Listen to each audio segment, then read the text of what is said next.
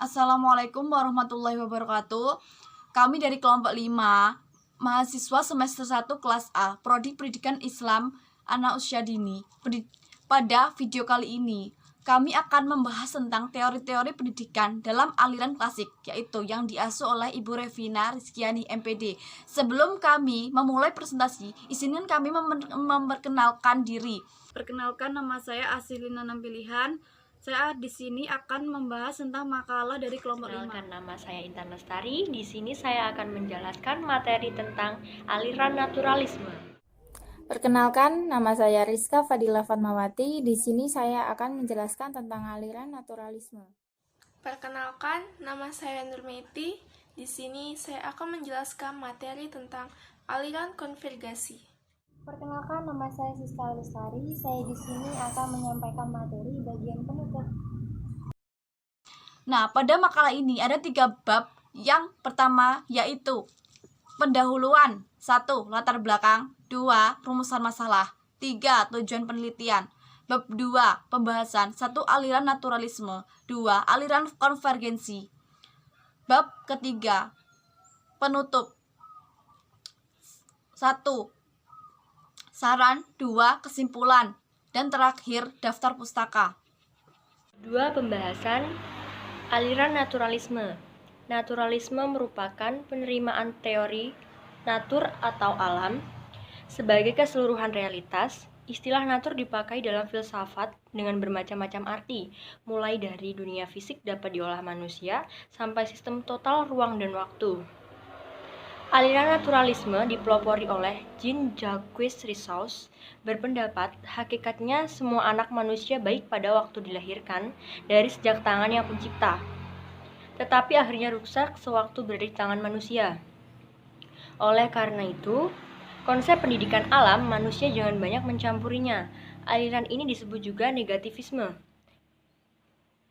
Jean-Jacques Rousseau ingin menjauhkan anak dari segala keburukan masyarakat yang serba dibuat-buat atau artificial, sehingga kebaikan anak-anak diperoleh secara alamiah sejak saat kelahiran dapat tampak secara spontan dan bebas.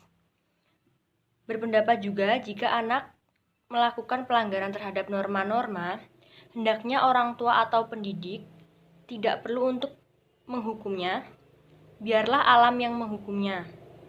Contohnya seperti anak bermain pisau, anak bermain api, kemudian tangan mereka terbakar atau tersayat oleh pisau. Ini adalah bentuk hukuman alam.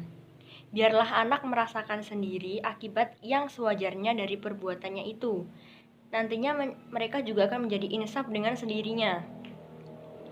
Ciri hukum alam itu ada 3. Yang pertama, segala berkembang dari alam. Yang kedua, perkembangan alam serba teratur, tidak meloncat-loncat melainkan terjadi secara bertahap.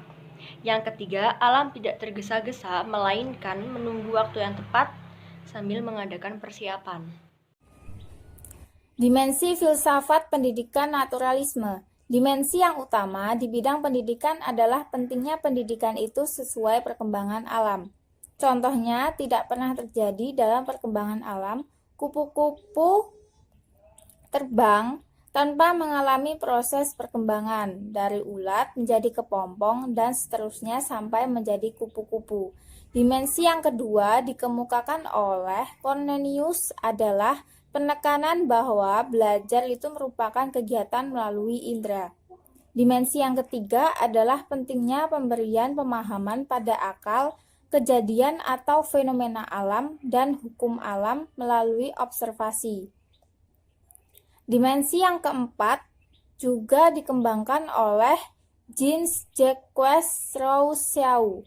Berkebangsaan Prancis mengatakan bahwa pendidikan dapat berasal dari 3 hal, yaitu 1. Alam, 2. Manusia, 3. Barang. Bagi Rousseau, seorang anak harus hidup dengan prinsip-prinsip alam semesta. Implikasi naturalisme di bidang pendidikan. Fenomena menarik di bidang pendidikan saat ini adalah lahirnya berbagai model pendidikan yang menjadikan alam sebagai tempat dan pusat kegiatan pembelajarannya. tidak lagi dilakukan di dalam kelas yang dibatasi ruang dan waktu, tetapi lebih fokus pada pemanfaatan alam sebagai tempat dan sumber belajarnya. Dengan alam yang telah menyediakan beragam fasilitas dan tantangan bagi peserta didik akan sangat menyenangkan. Menyatunya para siswa dengan alam sebagai tempat belajar dapat memuaskan keingintahuannya, sebab mereka secara langsung face to face berhadapan dengan sumber dan materi pembelajaran secara real, hal yang sangat sering terjadi pembelajarannya di dalam kelas.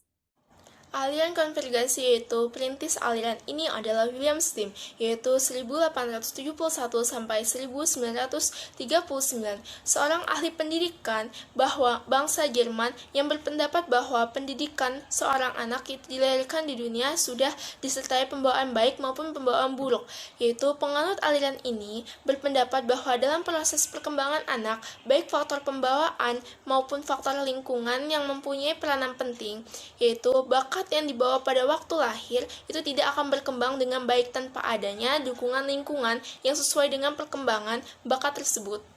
Sebaliknya, lingkungan yang tidak dapat menghasilkan perkembangan anak yang optimal kalau memang dalam dirinya tidak terdapat bakat yang diperlukan dalam perkembangan bakat tersebut. Sebagai contoh, hakikat kemampuan anak, yaitu manusia berbahasa dengan kata-kata, adalah juga hasil konvergasi.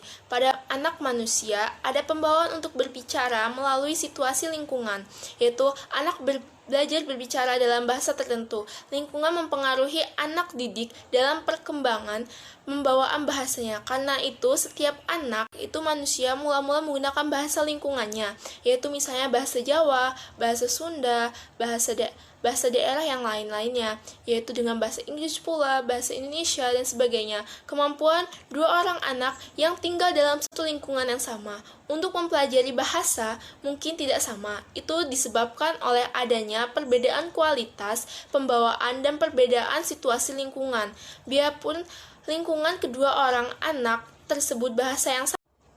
Oleh karena itu, Sim berpendapat bahwa pendidikan adalah tergantung dari pembawaan dan lingkungannya, yaitu seakan-akan dua garis menuju satu titik pertemuan, yaitu karena teori Weierstrass tersebut konvergasi, yaitu konvergasi artinya memusat kesatuan titik. Jadi menurut teori konvergasi yaitu A. Pendidikan mungkin untuk dilaksanakan, B. Pendidikan diartikan sebagai pertolongan yang diberikan lingkungan kepada anak-anak didik untuk mengembangkan potensi yang baik dan mencegah perkembangan potensi yang kurang baik, yaitu C. Yang membatasi hasil pendidikan ada pembawaan dari lingkungan aliran konvergasi pada umumnya diterima secara luas sebagai pandangan yang tepat dalam memahami tumbuh kembang manusia. William Steam mengatakan bahwa kemungkinan-kemungkinan yang dibawa sejak lahir itu merupakan petunjuk-petunjuk nasib manusia yang akan datang dengan ruang permainan. Dalam ruang permainan itu terletak dalam pendidikan dalam arti yang sangat luas. Tenaga-tenaga dari luar dapat menolong, tetapi bukanlah ia yang menyebabkan perkembangan itu, karena datangnya itu dari dalam, yang mengandung dasar keaktifan dan tenaga pendorong. Sebagai contoh, anak dalam tahun pertama belajar yaitu dia mengoceh, lalu dia bercakap-cakap, dorongan dan bakat itu telah ada, dan dia meniru suara-suara dari ibunya dan orang yang sekelilingnya. Ia meniru dengan mendengarkan dari kata-kata yang diucapkan kepadanya, yaitu bakat dan dorongan itu tidak akan berkembang jika tidak ada bantuan dari luar yang merangsangnya. Dengan demikian, jika tidak ada bantuan suara-suara dari luar atau kata-kata yang didengarnya, tidak mungkin anak tersebut bisa bercakap-cakap. Bab ketiga, penutup. 3.1 Kesimpulan. Dari pembahasan di atas, kita bisa menyimpulkan bahwa 1. Aliran naturalisme mengungkapkan bahwa pada hakikatnya semua anak manusia adalah baik pada waktu dilahirkan, yaitu dari sejak tangan sang pencipta, namun rusak setelah berada di tangan manusia maupun di tangan lingkungan sekitar. Yang kedua, aliran konvergensi adalah aliran yang berpendapat bahwa dalam proses perkembangan anak, baik faktor pembawaan maupun faktor lingkungan sama-sama mempunyai peranan penting, dan aliran ini pada umumnya diterima secara luas sebagai pandangan yang tepat dalam memahami tumbuh kembang manusia.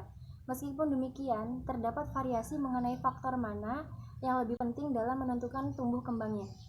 3.2. Dari pembahasan di atas, kami sebagai penulis menyarankan, diharapkan untuk tidak menyepelekan adanya pengetahuan tentang aliran pendidikan. Diharapkan lebih bijak memilih atau mengaplikasikan teori tersebut dalam mendidik anak, karena dengan kita tahu, maka kita bisa menelaah sisi baik dan sisi buruknya. Sisi yang cocok untuk diterapkan dalam pendidikan di zaman sekarang itu seperti apa proses pembelajarannya. Terlebih pada tahap-tahap pembelajaran, diharapkan anak tersebut mampu menghasilkan sesuatu yang optimal pada dirinya dan lingkungannya. Sekian presentasi dari kelompok 5. Apabila dari kelompok kami terdapat banyak-banyak salah kata, kami mohon maaf. Kami akhiri. Wassalamualaikum warahmatullahi wabarakatuh.